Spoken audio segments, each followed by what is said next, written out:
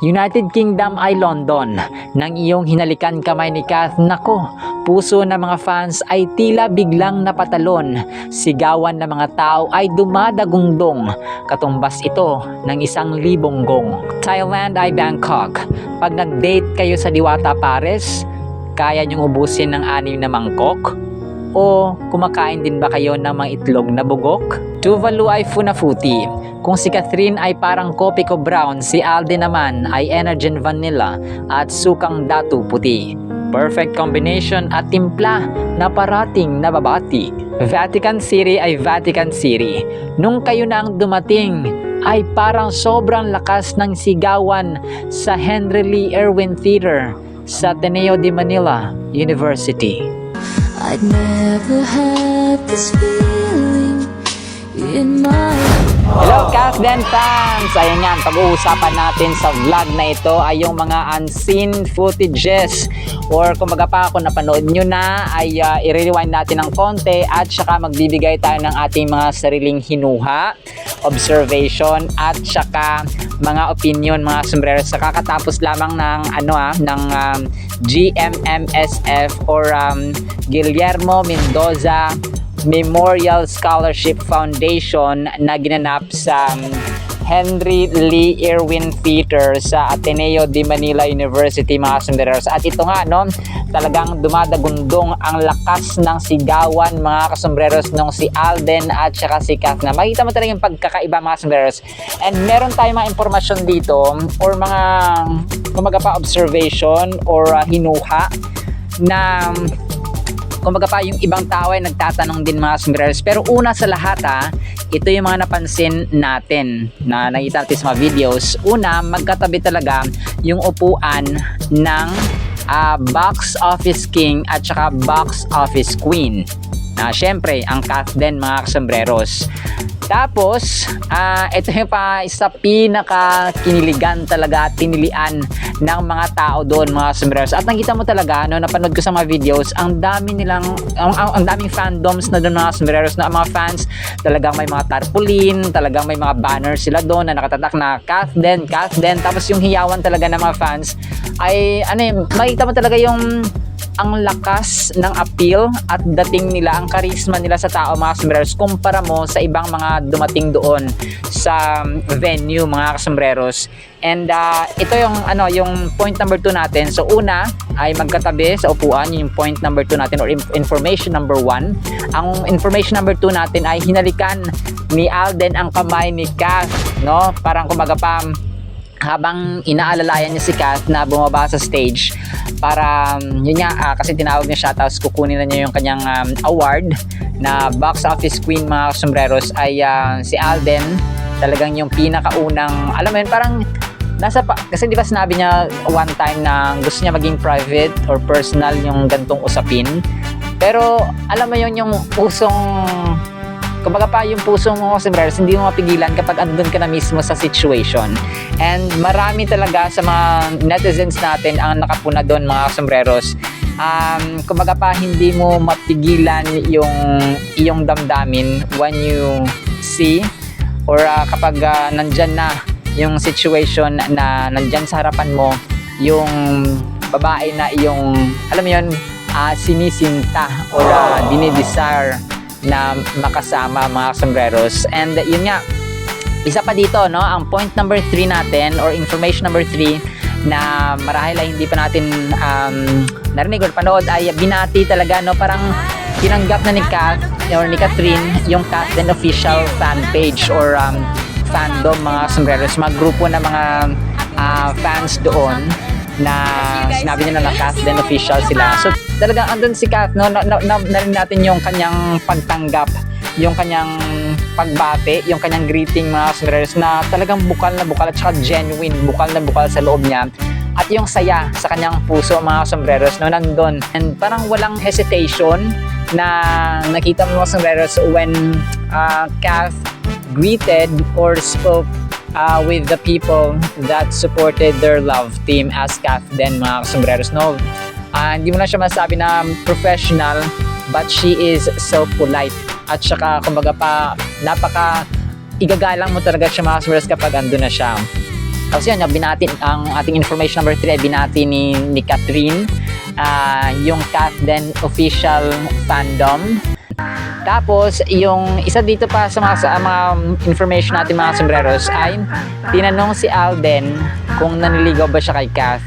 Kasi harap-harapan talagang tinanong siya mga sombreros. Tapos, hindi na lang siya kumbaga pa, hindi niya sinagot ng diretsyo mga sombreros. Pero yun nga, no, action speaks louder than words, and sabi nga niya nung una ay what you see is what you get. Eh, ikaw ba naman, hindi naman lahat ng babae doon ay hinalikan yung kamay na tapos inalalayan pagbaba doon sa stage, di ba? So, dito natin nakita yung parang idea na there's really something. Sa sobrang kilig ng netizens at Kath Den fans, mga sombreros, magbabasa tayo ng dalawang tweet dito na sobrang kikiligin din po. Sabi dito, mababasa ang tweet ng isang netizen, sabi dito, published as is, sabi niya, she's glowing but the way her face instantly lit up when she saw him, referring to Alden, hits a different level. Gosh, this ship is sailing smoothly. Layag na layag. Let's come together. Let's go, Kath Dens, sabi ng isang fan, mga sombreros. Ito mga sombreros, unang dumating si Alden, di ba, dun sa venue. Tapos napansin ko dito, or napansin ng maraming fans din, na nung uwian na, ay bakit sabay silang umuwi ni Kath, na yung kotse nila magkasunod na lumabas dun sa venue. So, marami ang nagtatanong, parang kumaga pa joke na tanong, pero may konting patama, may konting laman mga sombreros na, uy, Pops Alden, ba't nauna kang dumating kaysa kay Kath? Pero parang inantay niya si Kath. Yun yung parang gustong sabihin ng mga fans na, ba't parang inantay mo pa si Kath na sabay kayong umuwi? Parang ganon yung gustong sabihin nila mga sombreros. Tapos sabi pa ng isa mga sombreros, if only I could witness this moment up close, maybe I could tell you how her face flushed of giddiness she tried to conceal when she showed up on stage unexpectedly. Kasi sabi ni Kath, uy, or huy, that's it, equally smitten. Grabe ang kilig talaga na dala ng Kath Den, mga sombreros. Sabi pa ng isa, no, but the way Kath said hoy when she saw Alden was walking towards her ready to help her walk down the stage. Love this bestie so much. Sabi pa ng isa, parang nabubuwang na daw yung mga netizen. Hindi buwang na mga sombreros na pangit na pagkabuwang. Yung pagkabuwang parang grabing admiration, parang ganun mga sombreros. So yun nga, Kath Den yung talagang pinakamalakas na tambalan na masasabi natin ngayon mga sombreros. Pero dumako tayo sa side comments or sa side kumbaga pa yung negative na mga iniisip ng ibang tao din po. Kasi nagtatanong yung iba kung ano yung pinagbabasehan ng pagiging box office king at box office queen. Kasi kung matatandaan natin, si Alden kasama niya si Julia sa 5 Breakups in a Romance, which is isang movie lang sila.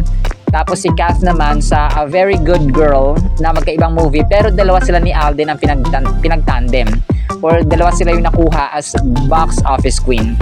Ang box office king and queen mga sombreros, according to my research sa Wikipedia, ay pinagbabasehan dito yung pinakamataas na grossing film or mga movies noong 2023 pa. So yun nga, number 1 dito yung Rewind ni na Ma'am Marian at saka Sir Dingdong Dantes with 902 million pesos na gross income. Tapos sumunod dito yung Nagtay, yung A Very Good Girl at saka 5 Breakups and a Romance mga sombreros na 100 million pesos. So ito yung isa sa mga malakas na tanong or kumbaga pa misteryo or parang ano siya, parang nagtataka yung maraming tao na kung bakit si Kath yung pinili at hindi si Julia. So ang iniisip tuloy ng iba, parang na-deadma or parang kumbaga pa hindi naman naungusan eh, parang na-pass by, parang ganon mga sombrero si Julia which is supposedly siya yung tatanghaling box office queen kasi nga dalawa sila ni Alden dun sa pelikula. Pero yun nga, let's leave that to the jury or to the panel of the entertainment awards or box office entertainment awards na mga tao, mga sombreros na humusga or naging judge dun sa particular category or award, mga kasombreros. Tapos maliban kasi dito ay marami ang nagtataka talaga kung paano yung yung basis or standard. Pero on the positive note ay siguro napagkasunduan din talaga na itatandem tong dalawang to kasi ang lakas talaga ng hatak nila sa masa, mga sombreros. To tell you honestly, aside from Dong Yan, of course, aside from Kim Pao, Don Bell, Bianca at saka si Ruro, at para sa vlog nito, mga sombreros, ang ating tula ay pinamagatan nating Halata Na. Sinabi mo, Alden Tisoy, na private lang ang ligawan, ngunit ngayoy hayag na at napaghahalataan. Say tuloy ng ilan, kalma, isihan mo lang. Pero puwera biro, gustong gusto namin iyan, ipagpatuloy mo lang. Kasi si Kath naman ay publicly greeted na rin ang Kathden official fandom. Bakit ang ibang girls naman, mga kamay, hindi mo naman hinalikan? Tama lang yan. Talagang pinagtatabi ang box office king and queen sa upuan. Kahit patanong sa iyong panliligaw ay iniwasan. Para sa aming mga fans, number 1 kayong tandem na kinakikiligan at kabaitan. Ang capital city ng Tajikistan ay Dushanbe. Alden, huwag kang matakot na tawagin si Kath na baby. Tanzania ay Dodoma. Love team na umusbong bigla. Sa kasalukuyan ay tugmang-tugma at akmang-akma. Timor-Leste ay Dili. Nakakakilig yung moments na si Alden ay si Kath ang pinili habang inaamoy ang kilikili. Togo ay Lome. Kanta ni Alden kay Kath ay enough na. For me, for me, for me. Tonga ay Nuku'alofa. Mga Kathniel fans, itigil na ang hate. Baka kasi matuluyan kayo, madapa at maloka. Trinidad and Tobago ay Port of Spain. Sobrang ligaya namin dahil si Kath sa puso ay nabura na ang yesterday's pain. Tunisia ay Tunis. Pag nakatingin tayo sa mga mukha ng Kathden, wala tayong nakikitang dungis kasi simple pero rock ang kanilang pagkakinis. Yung tipong dadagundong ang Philippine Arena sa sigawan ng libo-libong madla. Diba? Nakakainis? Kutis? Turkey ay Ankara. Lakas ng appeal at pasabog ng Kathden ay sobrang gara. Parang gusto kong ihampas ang gitara at lampara. Sa jeep ako'y wala sa oras, mapapapara. Turkmenistan ay Ashgabat. Mga puso ng fans, tila ba napuruhan ni Cupido ng pana, rosas at sibat. Tuvalu ay Funafuti. Kung si Catherine ay parang kopi ko brown, si Alden naman ay Energen Vanilla at sukang datu puti. Perfect combination at timpla na parating nababati. Magpapatuloy tayo sa letter U. Uganda ay Kampala. Sa inyong kasal, kahit isang fan lang ang magrepresentante na magpapatunog ng kampana. Ukraine ay Kiev. Ang dalawang puso pag nagmamahalan ay nag-iisang dibdib. United Arab Emirates ay Abu Dhabi. Alden, huwag na huwag sasaktan si Kath at iwasang umiyak siya habang humihikbi.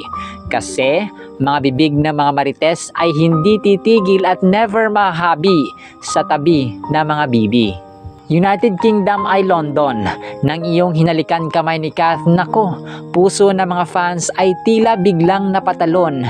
Sigawan ng mga tao ay dumadagungdong. Katumbas ito ng 1,000 gong. United States of America ay Washington DC. Ingatan mo si Kath nang ikay hindi masisisi at magsisisi. Uruguay ay Montevideo. Kahit ayaw pa ng ilan, ang kanta namin para sa iyo ay God Gave Me You at Close to You. Ay, isasama ko na rin pala ang ikaw at ako. Uzbekistan ay Tashkent. Kung kaya ko lang sana kayong dalawa, ay aking ipipaint. Sa letter V ay Vanuatu, may capital city na Port Vila. Proteksyonan mo si Kath sa mga gusto pa siya sa nakaraan ay ilapit at pilit na hinihila. Vatican City ay Vatican City. Nung kayo nang dumating ay parang sobrang lakas ng sigawan sa Henry Lee Irwin Theater sa Ateneo de Manila University. Venezuela ay Caracas. Salamat sa Lord, si Kath sa pangongontrol at maling relasyon ay nakalpas na't nakatakas. Vietnam ay Hanoi.